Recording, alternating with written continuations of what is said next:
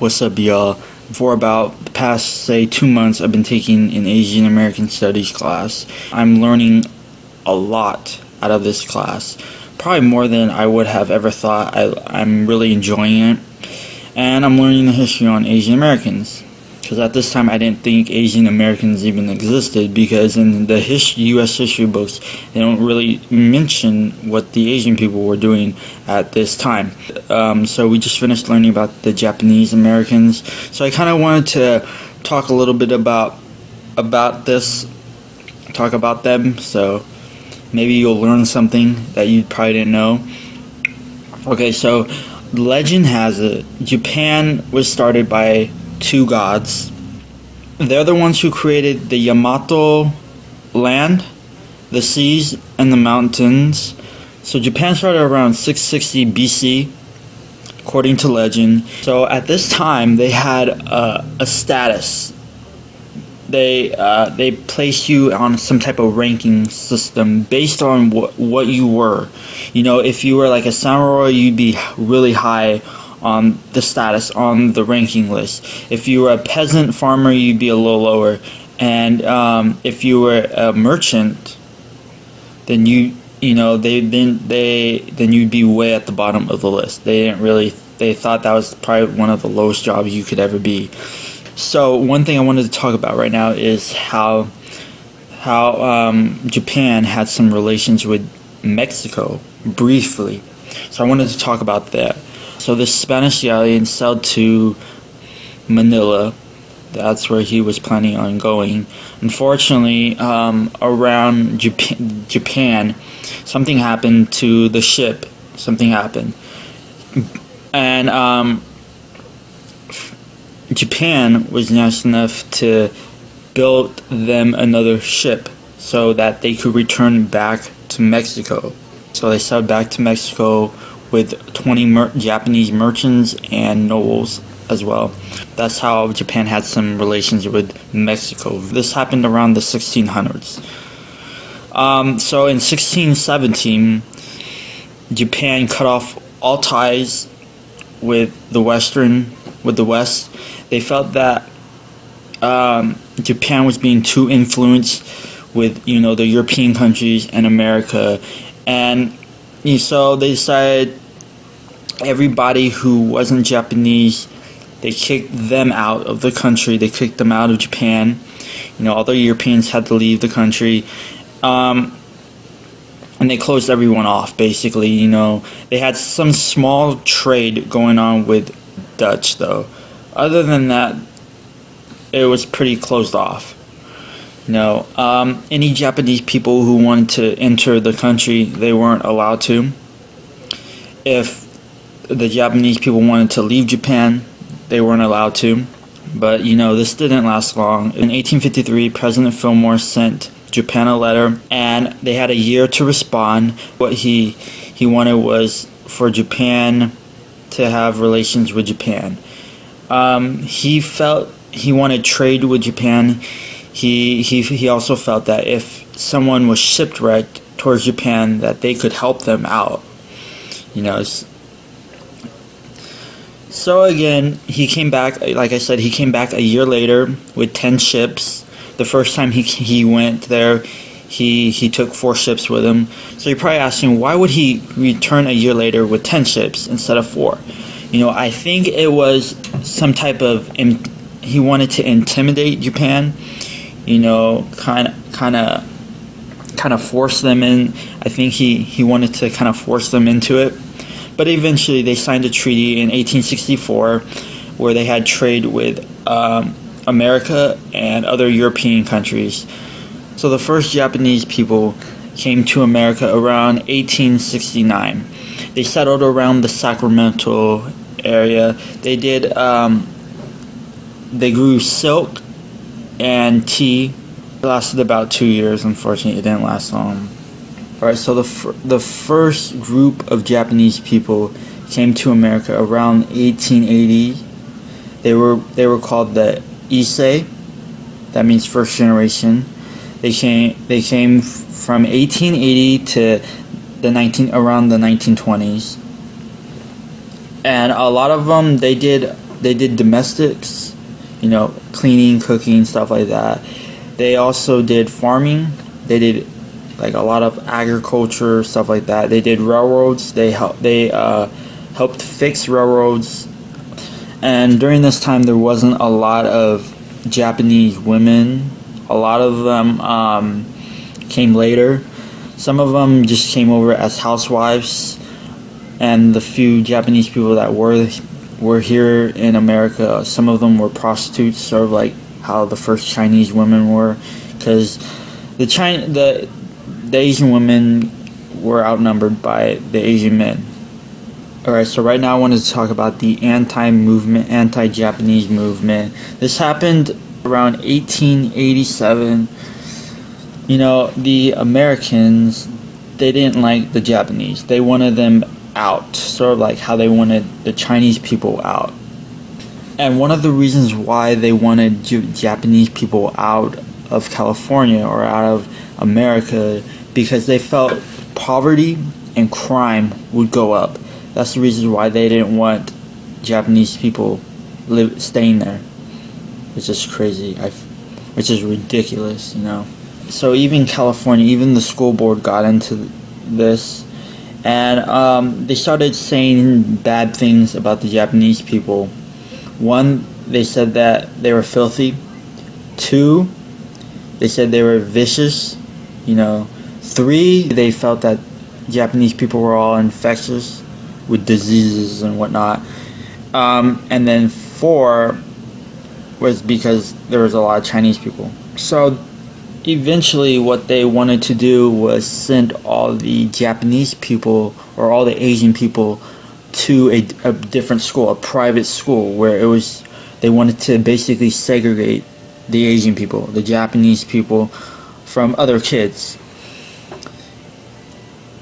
This didn't go over too well. The Japanese government protested. Eventually they had the President Roosevelt come visit the school to show them, what they're doing is wrong. Why would you segregate Asian people from everybody else? Like, that's not right. And people had a problem with this. So what eventually happened was school-age kids were allowed to continue at the school that they were going to. Kids who were a little bit older were sent off to, their own school. So they were segregated. This was totally wrong. So in 1913, California passed an Alien Land Act. What this act is they prevented Japanese people from buying land. If they already had land previous to 1913, they were able to keep it. They just weren't allowed to purchase more land. They also said that they couldn't lease land to Japanese people more than 3 years. However, there were loopholes in this act. So there were some white landowners who did let the Japanese buy land or purchase land from them. However, there was no agreement. There was nothing written out. Okay, so I wanted to talk about the internment camps. This in 1942, after the bombing of Pearl Harbor, Japan bombed Hawaii, and this really hurt the Japanese people because people started turning against the Japanese people. Americans, they didn't like the Japanese. They felt they were all bad people. The government felt that they were all, they were really suspicious of the Japanese people at this time. They felt that if Hawaii could get attacked, then the mainland could get attacked too. And they felt all Japanese people were these horrible, bad people. And that obviously wasn't the case, but that's how they felt. I wanted to show you the evacuation notice that the Japanese received. They received it within 6 days. They were being sent to to a camp. It didn't say how long that they were going to be in. It just basically said they had to leave their homes and everything behind. They were able to have one bag with them, whatever they could carry. That's all that they could take. Everything else that they had to get rid of. Either get rid of or put in storage. The only problem with is putting things in storage is that they didn't know, the notice never told them how long they were going to be, put in these camps. So, a lot of Japanese people had to sell their stuff. Everything that they worked so hard for, they had to get rid of. And this is just horrible.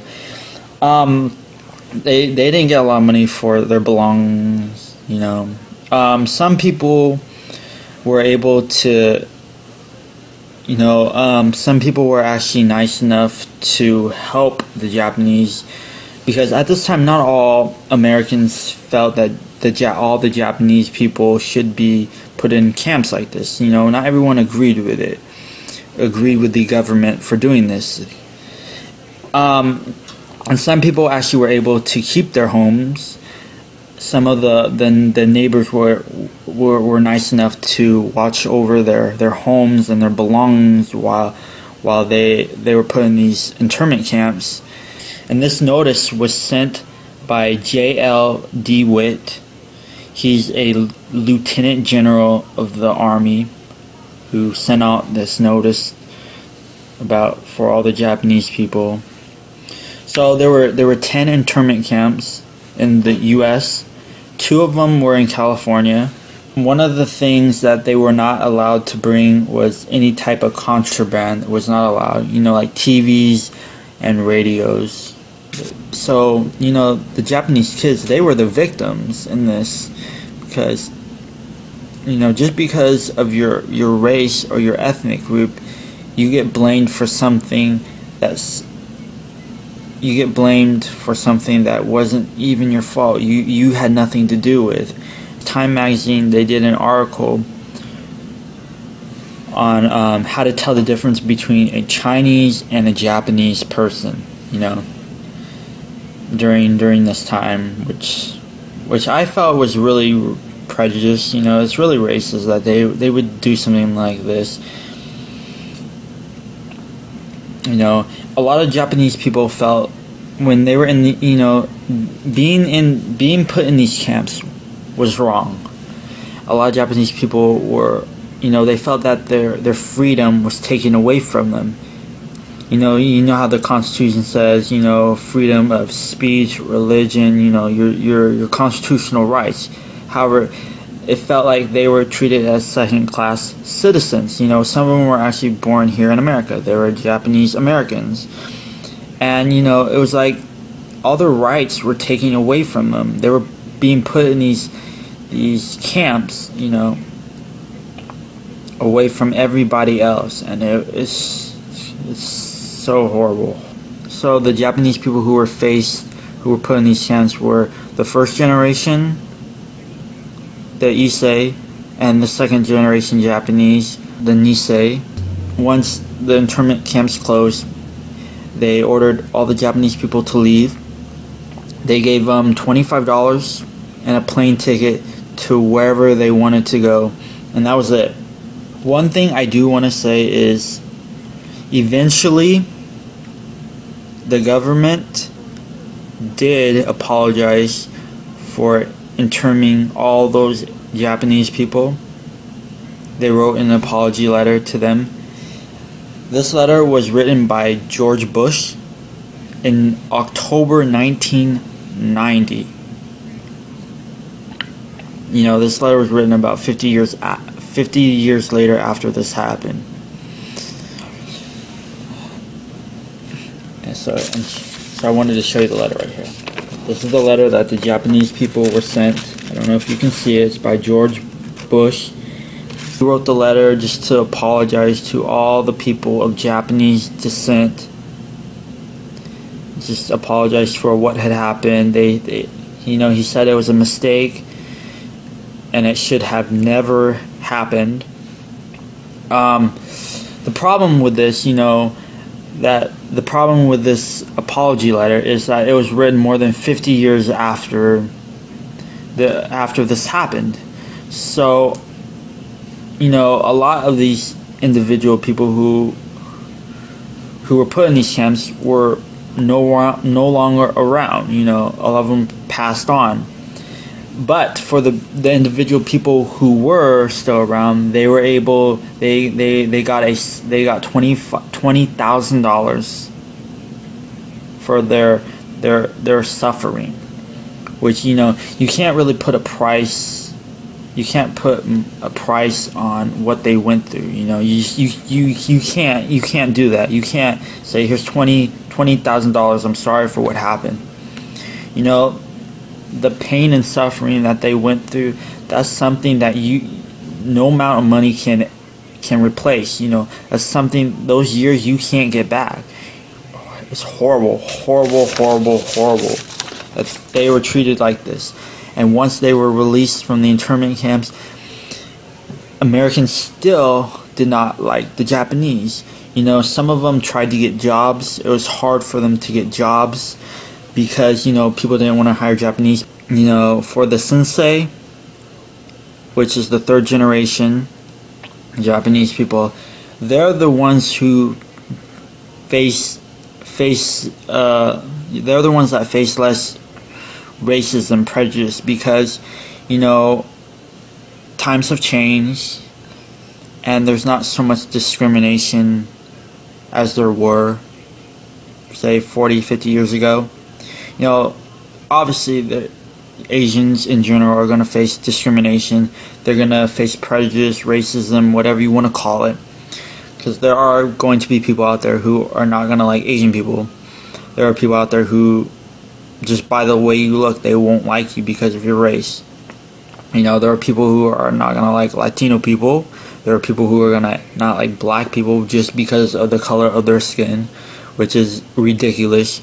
If you're not going to like someone, you should not like them for their personality, not because of their color of their skin or their race. You know, race shouldn't even play a part in that.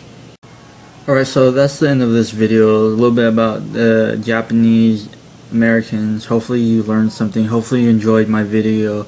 Make sure I'm going to be posting more videos a little later on, so make sure you check those out. I guess I'll talk to you guys later. Alright, wait.